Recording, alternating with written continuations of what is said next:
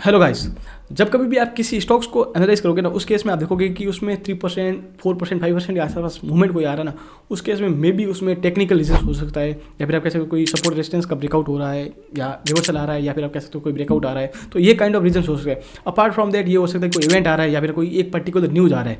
ये short period of time के लिए वर्क करता है। बट एक होता है कि पीरियड ऑफ द मोमेंट चाहिए। फॉर एग्जाम्पल डेट की आप अब अगर आप रिसेंट केस में देखोगे, उस केस में आप देखोगे मार्केट जो है पिछले 2 महीने से कंटिन्यूस बेसिस पे फॉल कर रहा है, और थोड़ी बहुत अभी रिकवरी दिखाई है। बट आप देखोगे कि तो कंटिन्यूस बेसिस पे फॉल कर रहा है। तो इसका ये जो एक काइंड ऑफ मूवमेंट है ना, ये kind of period of the movement है। यहाँ पर 2 महीने से कंटिन्यूस बेसिस पे फॉल आ रहा है, और जो इस प्रकार की आप चीज़ें देखोगे ना, तो वो हमेशा और हमेशा एक लिंक्ड मैनर में होगी। इट्स नॉट अबाउट दैट कि ये फॉल कर रहा है। अगर कल ये राइज करता है 2 महीने तक, 3 महीने तक कंटिन्यूस बेसिस पे ऊपर रहता है, तो उसके एक बहुत अच्छे रीजन हो गए, पॉजिटिव रीजन हो गया, और वो हमेशा कनेक्शन के साथ में रहेंगे। फॉर एग्जाम्पल डेट की इन्फ्लेशन भी अच्छी आ रही है, जीडीपी भी अच्छी आ रही है, अदर चीज़ें भी अच्छी हो रही है। तो ये काइंड ऑफ चीज़ें होंगी। बट इस वीडियो में आप इस चीज़ में आप देख सकते हो कि सेवरल ऐसे रीजंस थे जिसके कारण जो है नेगेटिवली मार्केट को इम्पैक्ट किए। तो इनमें से कुछ अच्छे खासे रीजन थे कि जीडीपी की ग्रोथ जो है बहुत ज़्यादा खराब आई थी। उसके अलावा उसके जो इंडिया के जो क्वार्टर के रिजल्ट है, वो कहीं ना कहीं Q2 के रिजल्ट है, वो बहुत ज़्यादा खराब आए थे। तो इसका जो मेजोरिटी ऑफ द इम्पैक्ट जो होता है वो इन्फ्लेशन ने बताया है। तो इस वीडियो में हम लोग यही बात करने वाले कि किस प्रकार से इन्फ्लेशन जो होता है बहुत ज़्यादा मेजर डेंट डालता है स्टॉक मार्केट पे। अच्छे से आप देखोगे तो इन्फ्लेशन का कोई इम्पैक्ट नहीं होता है स्टॉक्स पे।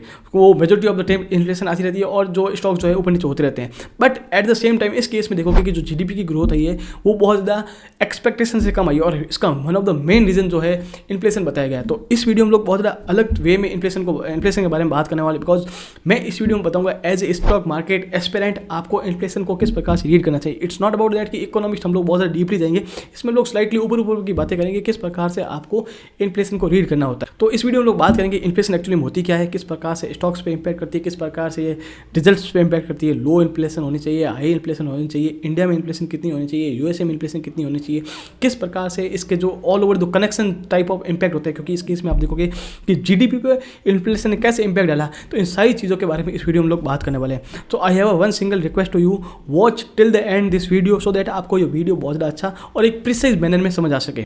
सो फर्स्ट ऑफ ऑल हम बात करते हैं कि इन्फ्लेशन एक्चुअली होती क्या है और किस प्रकार के इसको मेजर किया जाता है। तो अगर हम बात करें इंडिया में जो इन्फ्लेशन जो होती है, two most of the important वे होते हैं। फॉर एग्जाम्पल कि कंज्यूमर प्राइस इंडेक्स, एक होता है होलसेल प्राइस इंडेक्स।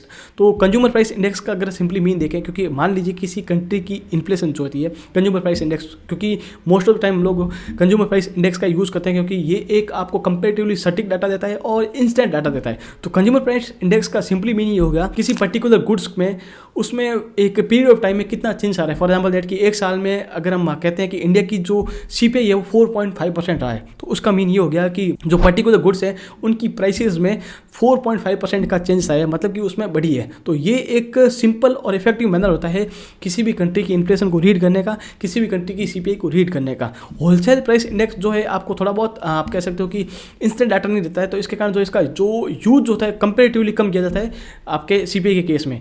तो होलसेल प्राइस का इंडेक्स का भी मीन यही हो गया कि होलसेल प्राइस के होलसेल लेवल पे एक पर्टिकुलर पीरियड ऑफ टाइम में उस गुड्स की प्राइसेस में कितना चेंजेस आया है। अब इन्फ्लेशन जो होती है चेंजेस किस प्रकार से, क्योंकि अगर आप देखोगे ना टू इफेक्टिव मैनर होते हैं किसी भी इन्फ्लेशन, किसी भी कंट्री के इन्फ्लेशन में चेंज होने। फर्स्ट हो गया कि demand pull inflation. Demand pull inflation का मीन ये हो गया कि मान लीजिए कि कोई गुड्स है पर्टिकुलर, ठीक है, उसमें अच्छी खासी जो होती है प्रोडक्शन हो रहा है, उसमें आप अच्छी खासी डिमांड आ रही है, उसके कारण जो है प्राइस जो है इंक्रीज होती है। तो वो एक स्लाइटली ठीक इफेक्टिव राइज इन इन्फ्लेशन माना जाता है। और एक होता है कोस्ट पुल। कोस्ट पुल का मतलब ये हो गया कि फॉर एग्जाम्पल दैट कि आप एग्जाम्पल के रोल पे लूँ तो एआई सर्विसेज यूज़ करते हैं, या फिर आप इलेक्ट्रॉनिक आइटम्स का यूज़ करते हैं। तो उस केस में आप देखोगे कि जो सेमीकंडक्टर उसको इसका उसमें बहुत ज़्यादा इंपॉर्टेंट रोल होता है। तो मान लीजिए कि किसी पर्टिकुलर रीजन से सेमीकंडक्टर की जो प्राइसेज जो बढ़ जाती है, तो ऑब्वियसली उस केस में जो है यहाँ पर जो एआई सर्विसेज यूज़ कर रहे हो या फिर आप इलेक्ट्रॉनिक्स आइटम यूज़ कर रहे हो, उसमें भी प्राइस में इंपैक्ट आएगा। तो वो एक kind of connection type of event हो गया। सेमीकंडक्टर जो होता है वो होता है, आप कह सकते हो कि जो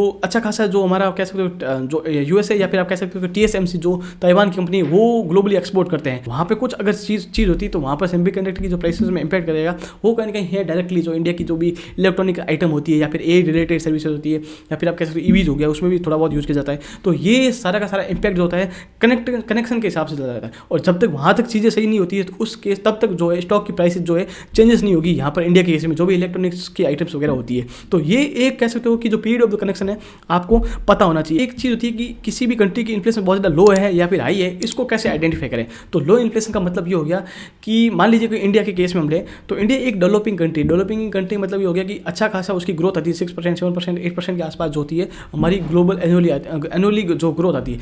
वाइल दो अगर आप देखोगे तो यूएसए के केस में तो वहाँ पर एक अदर सीन है, क्योंकि वहाँ पर एक डेवलपिंग कंट्री वहाँ पर कंपेरेटिवली बहुत ज़्यादा कम ग्रोथ आती है। तो वहाँ पर जो इन्फ्लेशन जो होती है 2% जो है आसपास रहनी चाहिए, वो एक बहुत ज़्यादा हेल्थी इन्फ्लेशन मानी जाती है डेवलप्ड कंट्रीज़ के लिए 2% के आसपास। और इंडिया जैसी कंट्रीज़ के लिए 4% के आसपास जो है इन्फ्लेशन रहनी चाहिए, वो एक बहुत ज़्यादा हेल्थी इन्फ्लेशन मानी जाती है। क्योंकि वो फिर आप कह सकते हो कि मान लीजिए कोई स्टॉक्स में आप इन्वेस्टमेंट कर रहे हो, ठीक है, तो उस केस में आपको 8% के आसपास एनुअली रिटर्न मिलता है। तो अगर मान लीजिए 4% इन्फ्लेशन काटता हूँ उसमें से, तो या फिर 4.5% के आसपास, तो उस केस में इन दी एंड मेरे पास 3.5%, 4% के आसपास रिटर्न रहेगा। वाइल अगर आप देखो कि 6%, 7% के आसपास मेरी इंडिया की इन्फ्लेशन रहती है, तो उस केस में मेरे को 8% एफडी पे रिटर्न मिल रहे हैं या फिर 7.5% एफडी पे रिटर्न मिल रहे हैं। तो इन दी एंड मेरी सेविंग कुछ नहीं हो रही है।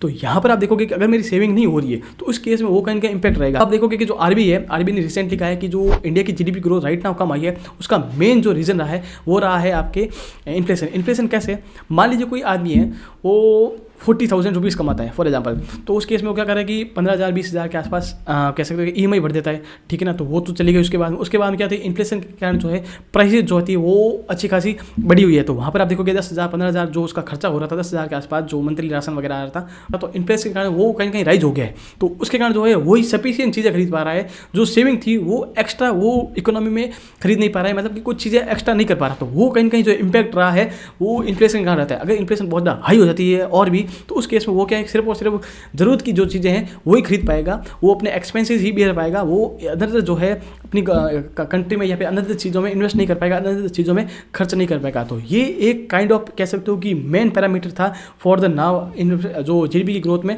कम नंबर्स आए हैं। अब इन्फ्लेशन में चेंजेस जो होते हैं ना ग्लोबल फैक्टर से भी बहुत आते हैं। फॉर एग्जाम्पल दैट कि मैंने जो अभी ताइवान और यूएसए का इंपैक्ट ले लिया, या फिर आप कैसे यूक्रेन रशिया की वॉर होगी, क्योंकि आप देखोगे कि ग्रेन्स के जो प्राइसेज जो है थी या फिर एनर्जी के प्राइसेज जो है बहुत ज़्यादा बढ़े थे 2022 के आसपास देखोगे, तो उस केस में जो है बहुत ज़्यादा बढ़े थे। इंडिया में इतना इंपैक्ट नहीं आया because we have a good relations with Russia, तो उसका इंपैक्ट बहुत ज़्यादा अच्छा रहा है। क्योंकि अगर वहाँ पर हमारा क्रूड की जो प्राइसेज होती है बहुत ज़्यादा हाई हो जाती, तो वहाँ पर इन केस में इंडिया के केस में बहुत ज़्यादा इन्फ्लेशन बढ़ सकती। अब मान लीजिए कोई एनी पर्टिकुलर रीजन दैट की क्रूड की जो प्राइसेस होती है $10 बढ़ जाती है, उस केस में जो होती है वो बहुत ज़्यादा सीवियर इंपैक्ट होगा इंडियन इकोनॉमी पे। उस केस में इन्फ्लेशन जो है बहुत ज़्यादा हाई हो सकती है। क्योंकि अगर देखोगे जो भी फूड की जो प्राइसेज होती है या फिर आप कह सकते हो ग्रेन्स हो गया, सब्जियां हो गई, वो ट्रांसपोर्टेशन आती है, तो वहाँ पर कहीं ना कहीं जो है क्रूड की जो प्राइस अगर बढ़ती है तो पेट्रोल और डीजल की प्राइसेज जो भी इंडिया में बढ़ सकते हैं। तो उसका जो डायरेक्टली इंपैक्ट जो होती है वेजिटेबल्स हो गया, ग्रेन्स हो गया, या जो भी फिजिकल आइटम्स जो डिलीवर होती है ट्रांसपोर्टेशन के थ्रू, उनकी प्राइसेज भी बढ़ जाएगी।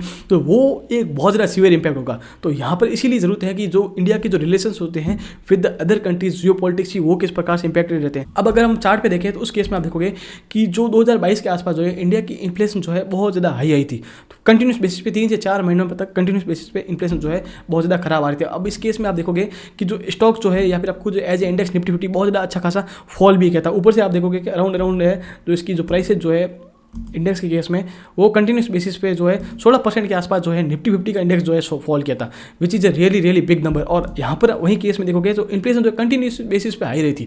अब एक होता है कि इन्फ्लेशन में कोई सडन रीजन्स के साथ में एक बहुत ज़्यादा अच्छा खासा स्पाइक आ जाता है। फॉर एग्जाम्पल डेट के जुलाई के केस में देखोगे तो ठीक है ना, उसके बाद में वापस जो है वापस नीचे भी आ जाता है, तो उस केस में इतना इंपैक्ट नहीं होता है। लेकिन अगर कोई चीज़ बहुत ज़्यादा कंटिन्यूस बेसिस पे आ रही है तो वो एक मूवमेंट जो है पीरियड ऑफ द मूवमेंट बन जाता है। तो इस केस में आप देख सकते हो कि इन्फ्लेशन हाई होने के कारण जो है एक तो लोगों के पास सेविंग नहीं थी, क्योंकि अगर आप देखने जाओगे तो 7-8% के आसपास 8% के आसपास एफडी में रिटर्न मिल रहे हैं, and at the same time 8% के आपके पास इन्फ्लेशन है, तो लोग सेविंग करना पसंद नहीं करते।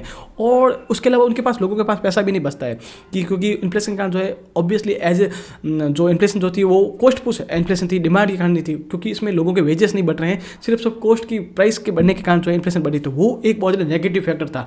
और यहाँ पर जो है इन्फ्लेशन इसलिए बार बार आप देखोगे कि जब कभी भी आरबीआई की मॉनेटरी पॉलिसी की मीटिंग होती है तो उनका फोकस एक ही चीज़ पर रहता था कि इन्फ्लेशन को ब्रेक डाउन करना है। तो उन केस में आप देखोगे रेपो रेट जो है बहुत ज़्यादा हाई हो गई थी। रेपो रेट हाई हुई थी, इसका मतलब ये हो गया कहीं कहीं एक एंटीसिपेशन लगाया जाता है कि मार्केट में लिक्विडिटी की जो कमी होती है वो कहीं कहीं रहने वाली है, क्रेडिट का जो क्रंच है वो रहने वाला है। तो उसके कारण जो है क्रेडिट की जो नीड थी लोगों को, या फिर जो कैपेक्स कर रहे थे कंपनीज, जो कह सकते हो नए प्रोडक्ट लेके आ रहे थे, नो एम्प्लॉयमेंट दे रहे थे, तो वो एक कहीं कहीं इंपैक्ट रहने वाला था, क्योंकि वो उनको होल्ड कर देंगे। अगर एम्प्लॉयमेंट नहीं देंगे तो वेजेस नहीं बढ़ेंगे तो लोगों के पास पैसा नहीं आएगा, और पैसे नहीं आएगा तो गुड्स जो है खरीदने लोग नहीं जाएंगे, अगर गुड्स खरीदने नहीं जाएंगे तो उस केस में ऑलरेडी ऑब्वियसली इंपैक्ट जो होता है जीडीपी पड़ेगा।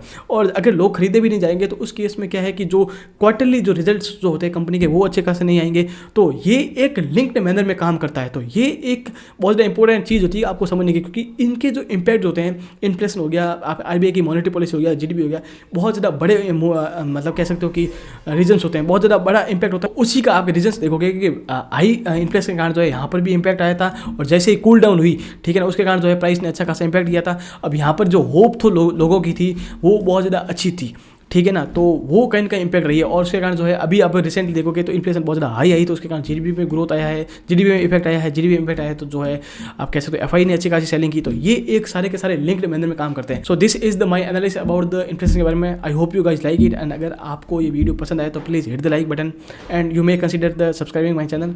So thank for the watching, have a great day.